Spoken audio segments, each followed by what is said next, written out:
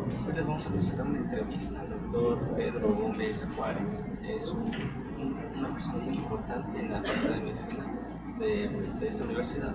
Tiene una carrera sobresaliente, fue estudiante de la Universidad Nacional Autónoma de México, catedrático de esa misma institución, también docente en la Universidad de Guadalajara. Y ahora les vamos a presentar una entrevista que por parte de los creadores de MediBrains y va a ser destinado a ustedes, los que nos ven en redes sociales, en nuestra página de web, y comenzamos.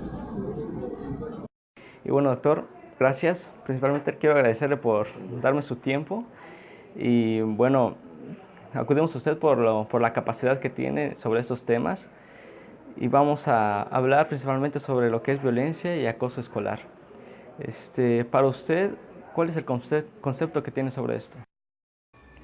Bueno, el concepto tendría varias aristas, pero primero quiero agradecerles a ustedes esta participación con la capacitación que quizá algunos puedan tener en el sentido de lo que es la violencia escolar y el acoso. Pero déjenme decirles algo antes de abordar el tema de lleno en cuanto a violencia y acoso escolar. Es necesario saber que como humanos nosotros nacemos con una moral prestada. Es decir, nosotros vamos adquiriendo actitudes, capacidades, habilidades a lo largo de la vida y algunas influyen mucho en nosotros. Por supuesto, la etapa escolar es una de las etapas en donde más se expresan, pero con niños la cuestión es diferente. Con niños habría que observar algunas situaciones que no son propias del crecimiento, del desarrollo que se espera.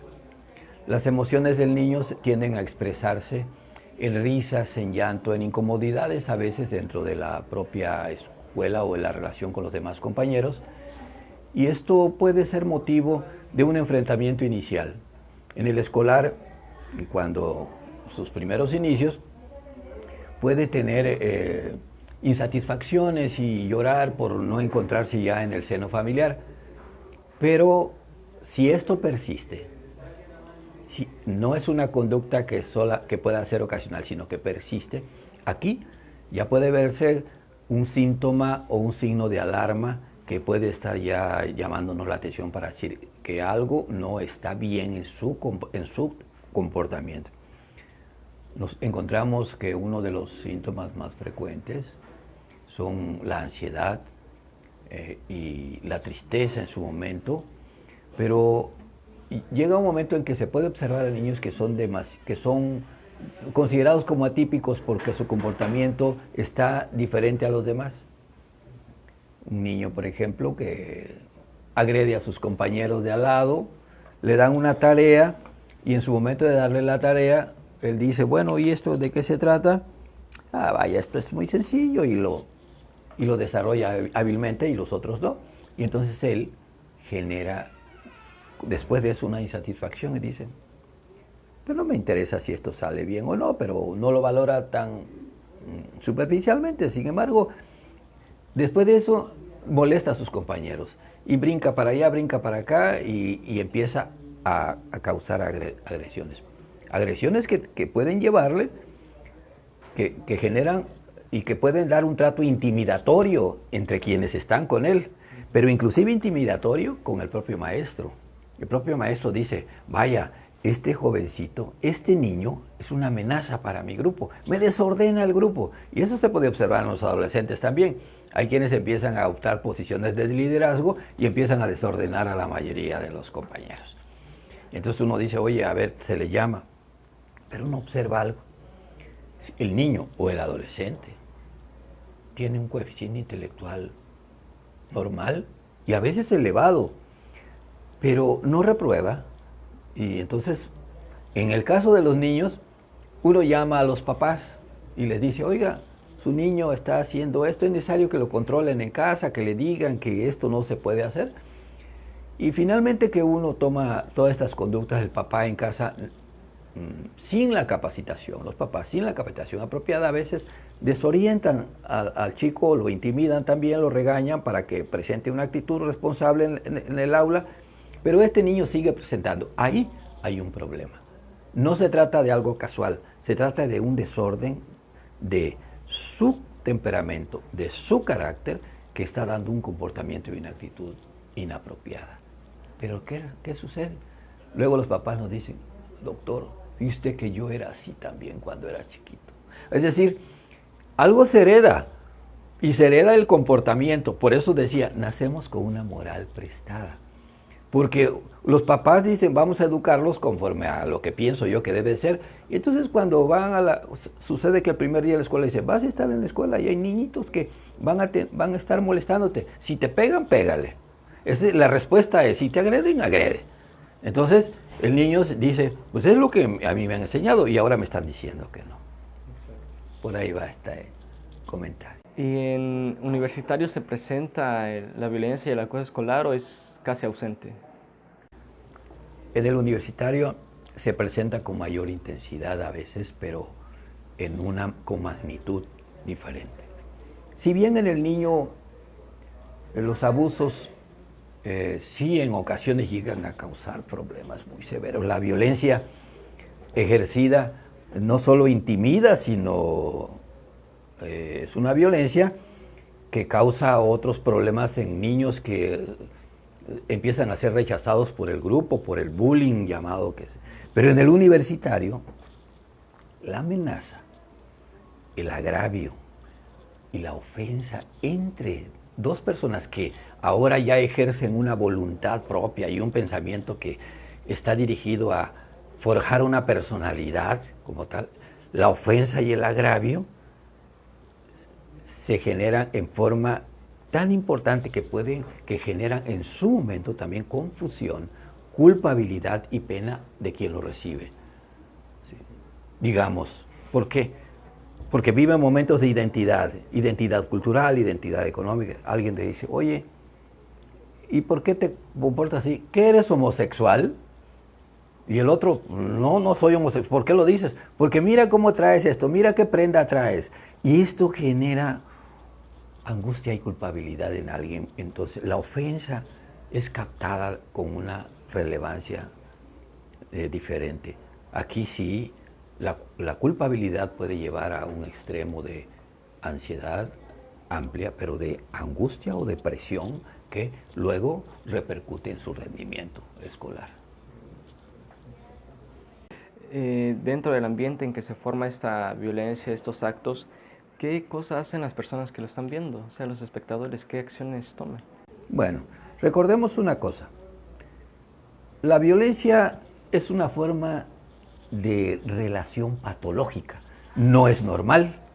La violencia es patológica en todos los sentidos. ¿Por qué? Porque genera daño, genera perjuicios con quien se ejecuta.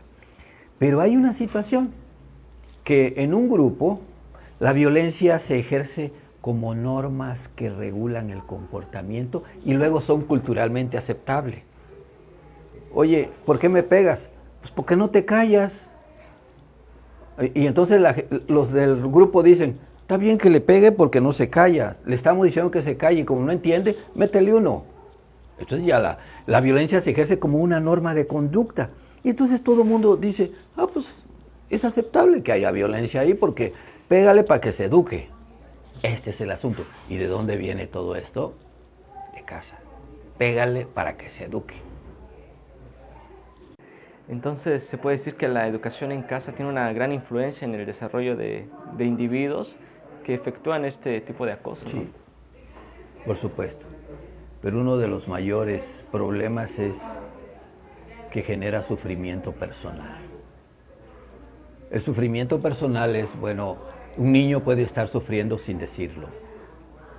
¿Por qué me tratan así? ¿Por qué yo recibo mis cinturonazos? ¿Por qué recibo el golpe? Mi papá tiene razón, mi mamá tiene razón. Ellos saben lo que hacen por mí. Y luego los adultos le dicen, pórtate bien, ya ves, por eso te pegan, porque no te portas bien. Hace muchos años, cuando se dejaba a un niño o a un adolescente en la escuela, se le decía al maestro, el papá llegaba y le decía, se lo entrego y castíguelo si es necesario y péguele si es necesario porque Aquí en casa luego a veces no me hace caso, pero aquí con el maestro, tú. Entonces, una aceptación normal de la sociedad que se ejerza este tipo de violencia. Por supuesto, genera falta de adaptación con el entorno. Dice, ¿cómo me adapto a esto? ¿Cómo me adapto? Porque si es una escuela militar, estoy seguro que es sobre castigo, estímulo. Y cualquier tipo de conducta anormal que se vea en mí, me van a decir, haz 10 lagartijas así con una mano o te vas a, bueno, en un castigo militar para forjar una disciplina. Y entro a una escuela en donde haya muchos religiosos y todo, pues la cuestión es que yo tengo que adaptarme a no hablar, a no contestar. Es decir, esto provoca falta de adaptación. Esta adaptación con el entorno no se da en los términos de lo que su conciencia necesita para ser un sujeto libre y con un comportamiento apropiado en cualquier entorno, sino este entorno lo está formando así. Y entonces hay incomprensibilidad cuando se presenta en otro ambiente. Ahora resulta que yo cambio de una escuela pública a una escuela privada y allá todo mundo se presenta en forma diferente y hasta hay algunas palabras que pueden ser ofensivas que allá en mi otro ambiente no eran. Y entonces hay incomprensibilidad. Esa insatisfacción, eso genera insatisfacción y genera sufrimiento personal. Pero en un joven, en un adolescente o en un niño va configurando su personalidad. Y entonces después encontramos que hay niños, ya como adultos después, que tienen una personalidad masoquista o sádica, o una personalidad que va de extremo a extremo, o sea, hay conductas que están en el borde de los acontecimientos y bueno, son gentes que viven con la adrenalina en todo su esplendor, o bien apáticos.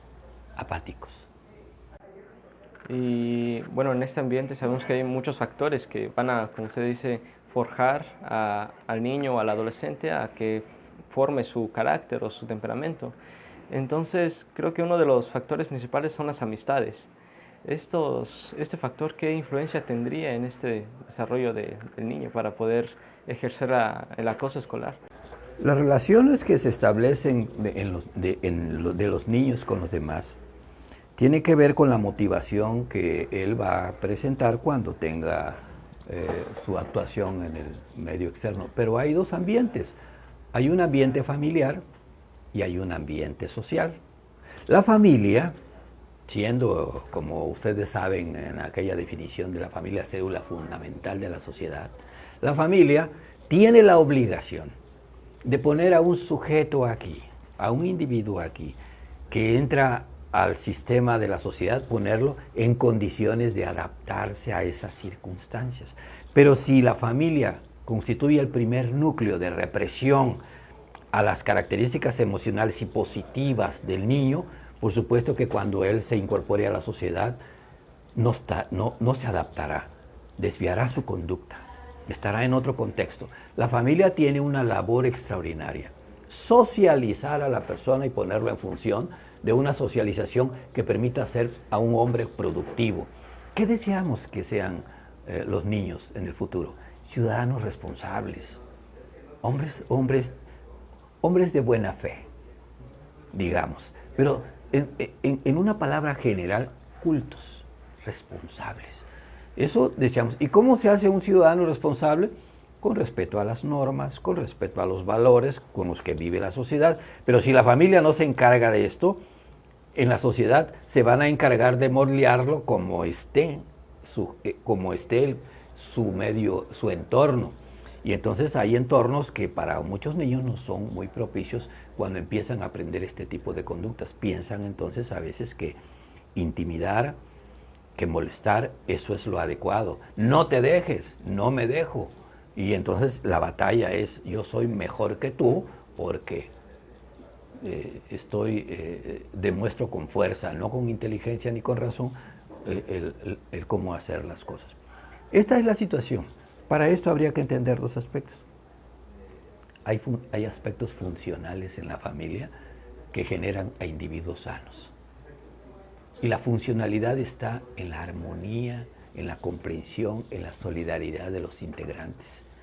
Armonía entre los integrantes. Si en la familia no hay armonía, si se desinteresa inclusive el hermano por el otro hermano y el papá de los hermanos y de la hija y del esposo, y el papá llega ebrio, golpea, regaña, etc., es una familia disfuncional. Y esta disfuncionalidad se expresa en los integrantes. Integrantes que presentan a veces situaciones delictivas, de insatisfacción social profunda, ¿sí? De insatisfacción. Si hay papás que están siempre diciéndole a los niños que aquí que todo en el mundo es corrupto, que todo el mundo es adverso, que es un pecado como vive la gente y que ellos tienen que enfrentar esta situación, pero no le da las armas morales o éticas para disfrutarlas, para expresarlas, pues no será un individuo sano. Entonces, la familia es el punto de referencia, la familia. En algunas ocasiones, aún y de familias muy complicadas, alguien puede ser diferente. Vence los obstáculos, aún y con esas vicisitudes, de repente dices, ¿cómo es que es así si viene de aquella familia que es tan complicada? A eso se llama resiliencia.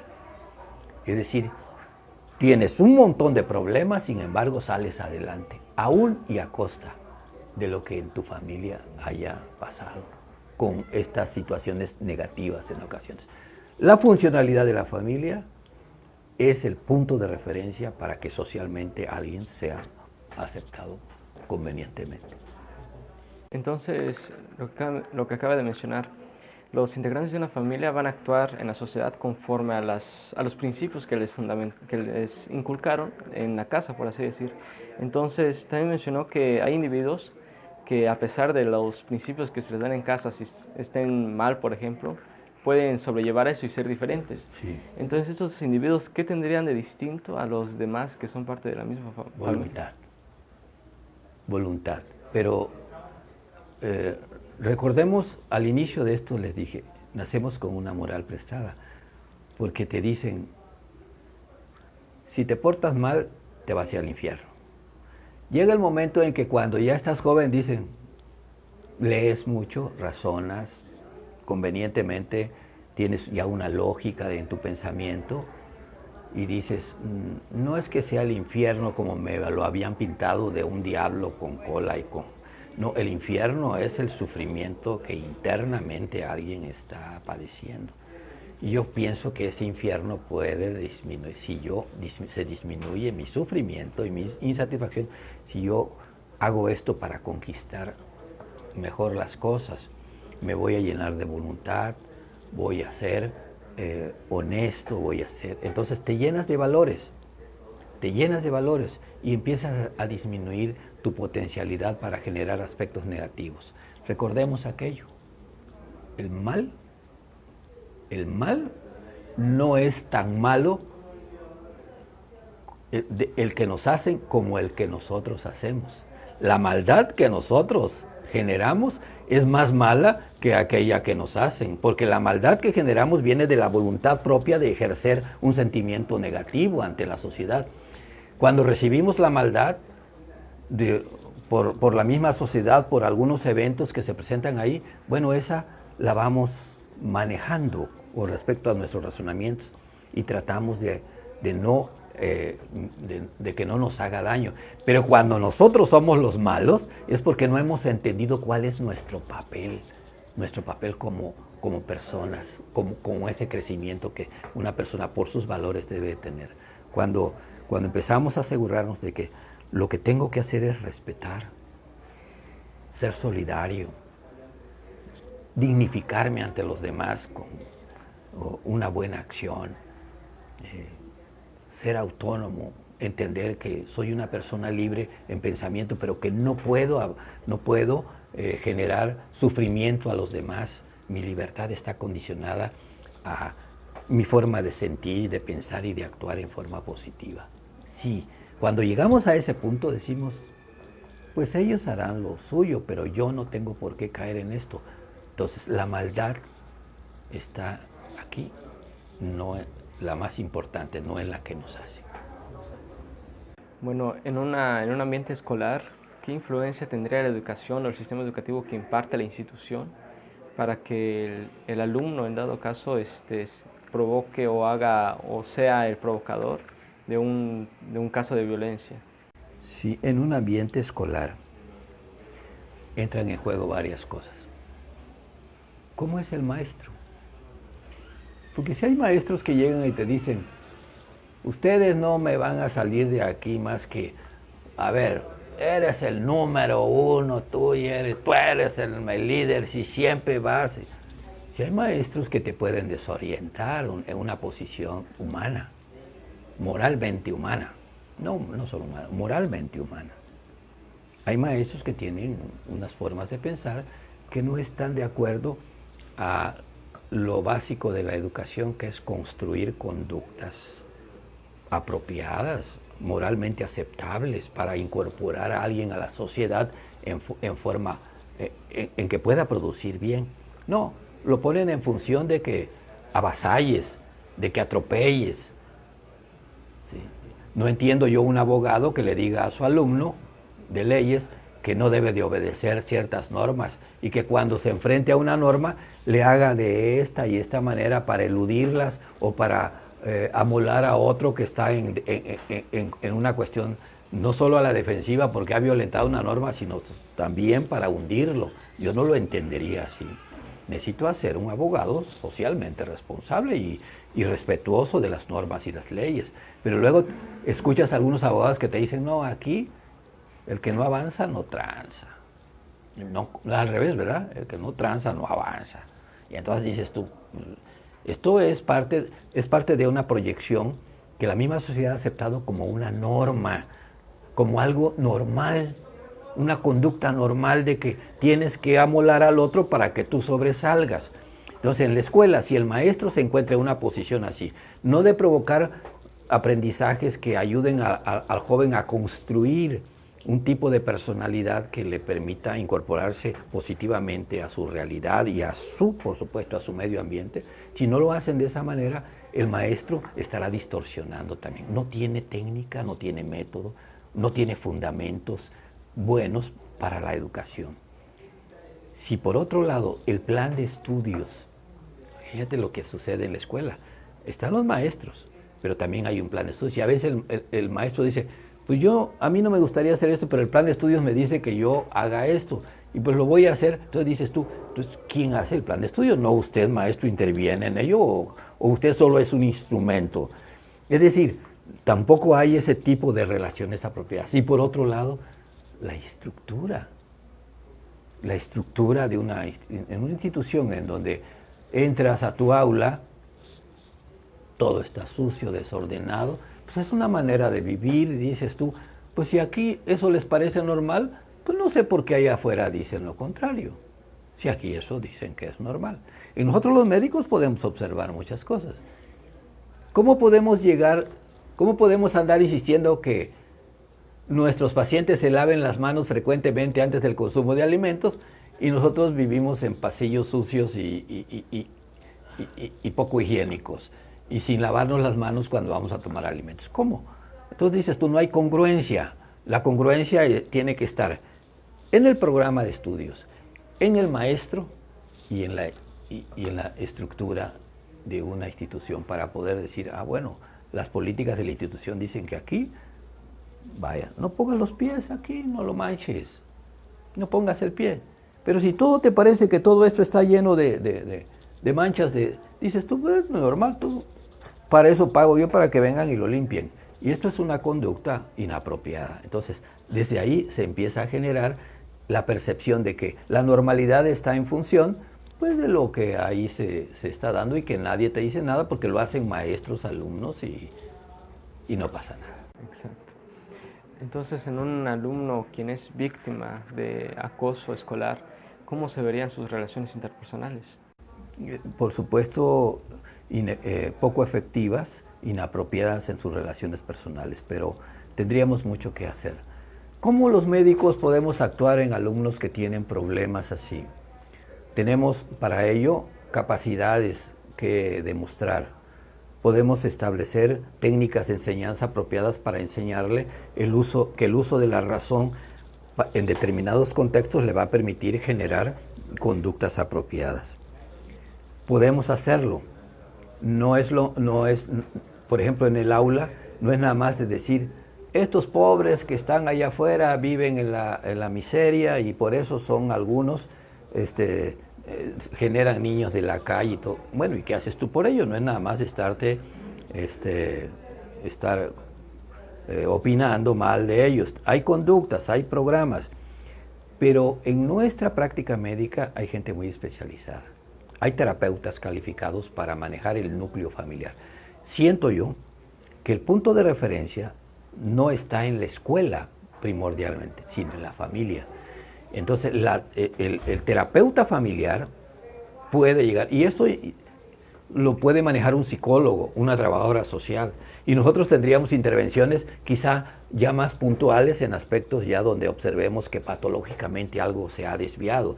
Pero un terapeuta familiar, un psicólogo cognitivo, puede orientar bien a un niño para poder retomar todos los apoyos que le está brindando el sistema para ser mejor. Hay escuelas con esto, Piaget hablaba mucho de esto. Hay escuelas, por ejemplo, del sistema Montessori, que tienen toda una referencia así del manejo de valores.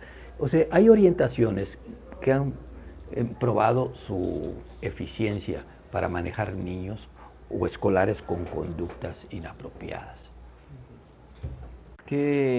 Entonces, ¿qué consecuencias tendría estos casos en el desempeño académico de los implicados, ya sea del agresor o del agredido? ¿Cuáles serían las consecuencias en el desempeño académico? La productividad, pues va a ser mala, la productividad.